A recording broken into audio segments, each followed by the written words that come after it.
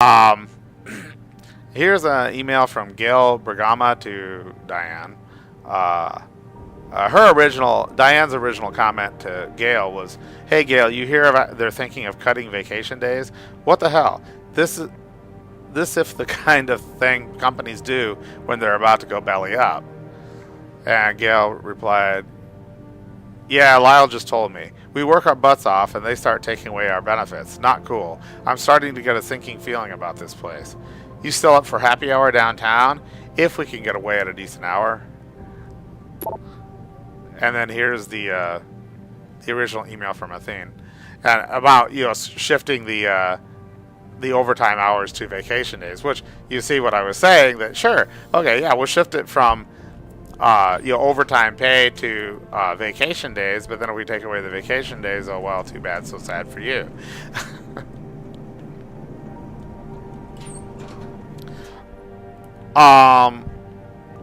I think this is the last office. Before I go any further here into this, I wanted to point out that one ebook about Hugh Darrow's presentation on the neural hub. The neural hub's important. Remember, the hacker Mole, his neural hub needed to be recovered in order to prove that he was augmented and find out maybe who did it, who did the work. But if you think about it, what Darrow was saying in there is that the constantly smaller and smaller progression of things like MP3 players, cell phones, other devices, cameras, digital cameras, and other tools like that, finally get to the point where rather than even having those things as a physical object, you could simply embed them in somebody's mind and have them access it directly. Like have their eyes blink and take a picture, rather than even having a literal camera, an external camera. It would be internal. Blink, take the picture, store it digitally, transmit it over a wireless network to wherever you want it to go. The same thing with music. The same thing with video streams. All this sort of stuff. And then if the chips could be made so that they work in tandem with the human mind, basically you could just think about it. You think this is far-fetched? Well, they're already researching and have actually developed prototypes for mind-controlled game controllers. So rather than having the physical, like the Move and Connect and the Wiimote and stuff like that, now you just have a headset on where you control the motion of your avatar by thinking about it. These are pretty crude still. They're not perfect. But the point is, remember how things have changed so quickly. And then think about this game being roughly 20 years in the future. 15 years in the future, I guess now. Close to it. But, obviously we could very well be working toward that kind of level of technology. The Tyranny of Biology. Transcript of a seminar given by Hugh Darrow at the World Bioethics Summit in Tokyo, 8th to September 2011, which is right now. The next study I'd like to share is one in which we analyze the security and privacy properties of an implantable cardioverter defibrillator, ICD. Introduced to the U.S. market in 2003, this model of ICD includes pacemaker technology and is designed to communicate wirelessly with a nearby external programmer in the 170 kHz frequency range. After partially reverse engineering the ICD's communications protocol with an oscilloscope and a software radio, we implemented several software radio-based attacks that could compromise patient safety and privacy. At this point, cries of outrage from participants interrupt Mr. Darrow. He looks up surprised. Loud gaveling sounds. "Please, ladies and gentlemen, please." After several minutes, the crowd quiets enough for Mr. Darrow to speak. "Listen, I'm not here to talk about the philosophical nature of what we do in augmentation science. That's not to say I don't understand the ramifications of my work, just that I feel there are better thinkers than I more suited to the task. My prowess, my genius, if you'll forgive me for calling it that, is in the creation of these engines of human improvement. I'll leave it to future generations to decide if I'm remembered well for what I've created. But I will say this: At no other time in our history as the dominant species on this planet have we, as human beings, had as much power over our own bodies as we do now. We are on the threshold of an age where the tyranny of biology can be defeated.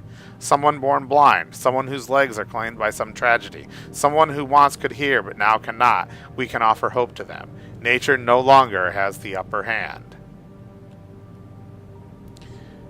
And again, if you think that that's far-fetched, no, there are people who actually really believe that. And a lot of this really comes out of the age of reasoning, the age of science, the Industrial Revolution, where everything can be engineered. Nature can be controlled. If you can just figure out the laws of how things work, then you can go ahead and improve it. You can make it more efficient. You can make it or bend it to be more suited to human needs. And to hell with whatever happens to anything else if you have negative impacts on anything else. Because, you know, hey, we're the dominant species, so we can go ahead and do whatever we like. And I think that if you look back over the past 100 to 200 years and look at some of the examples of where that type of philosophy leads us, some of the things that have been done in the names of improvement and some of the consequences that have happened, whether it's environmental problems, whether it's, side effects, unknown side effects, from certain drugs or other substances, asbestos, for example.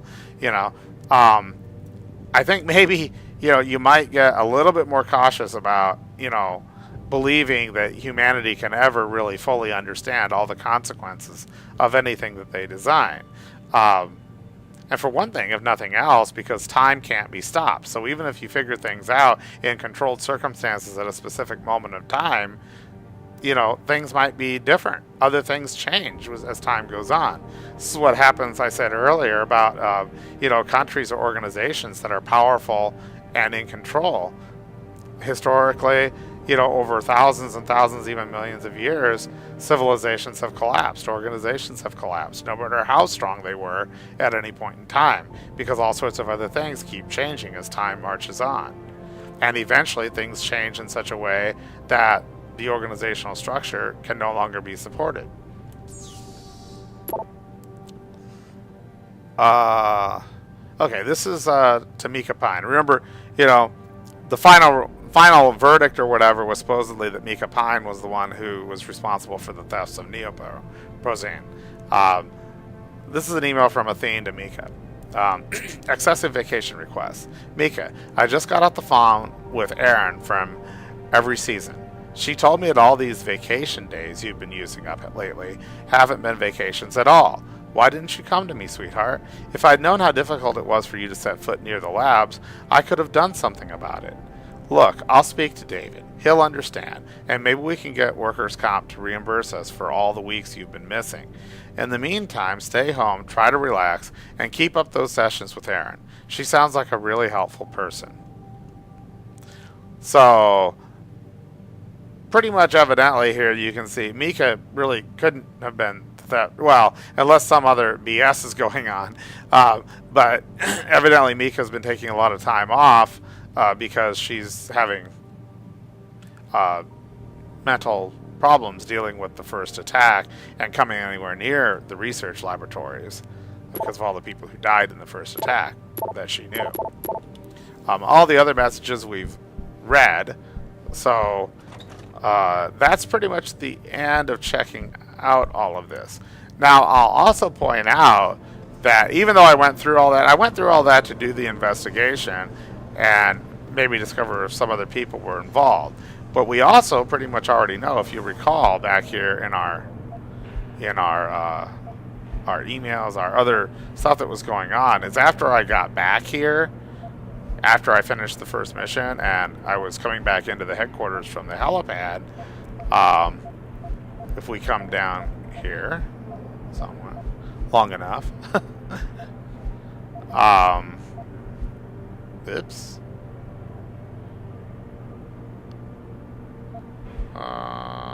Right here. This one that we picked up there in the vent, the with the stairway leading down in the basement. It was to Brian Tyndall at Helix Guru. So pretty much, presumably, it's Brian Tyndall who's actually the one who has been stealing the neoprosine. Or at least he certainly must have some kind of connection. And he has not been brought up in any of the investigations so far.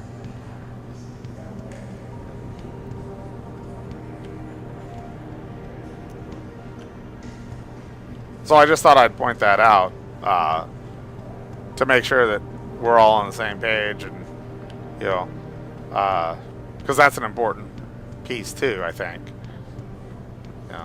It's kind of how investigations work, right?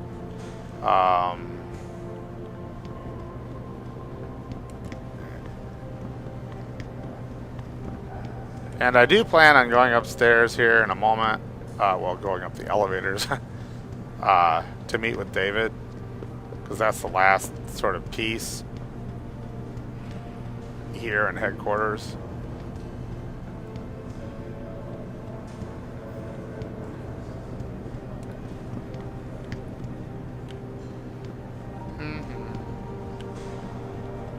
Okay. Here we go. I thought, actually, that there was an office for Tyndall up here, but maybe not. Well, we'll see. Anyhow. Elevator. So I'll save it here. Now that we've done all that.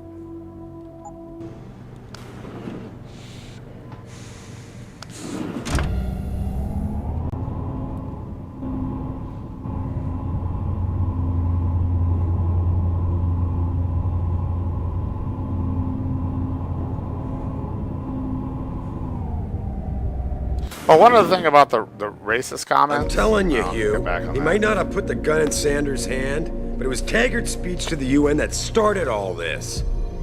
William Taggart is nothing if not a shrewd political operator. You know that, David. So for the sake of appearances, I have to look him in the eye and let him bullshit me? With a smile. Always with a smile.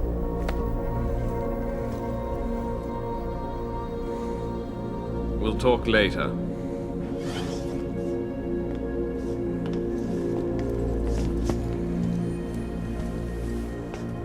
Yeah, you wanted to see me? Yeah, how you feeling? I've had better days. Well, when we're done here, check him with Dr. Markovic at the limb clinic downtown. Get her to get a checkup. If you insist. Listen, about Sanders? Yeah, about Sanders. What the hell were you thinking? Letting him slip away like that? I sent you in there to take care of things. So here we have another conversation thing. So there's several ways we can respond here.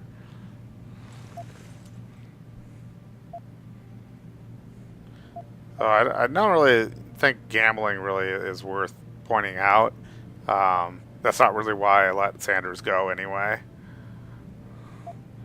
It's more like this. We're really trying to use Sanders to get behind it, who his contact was, who's actually manipulating things. And I did. The Typhoon is safe. Sanders didn't know about it. He didn't even know his hacker was augmented. He's not the mastermind behind this, boss. So you cut him a break? The man broke into my facility and took hostages at him. I thought you were ready for this. I am. Today's attack was just a shell game being run by somebody else. I intend to find out who and why, so that it never happens to anybody again. Good, 'cause so do I.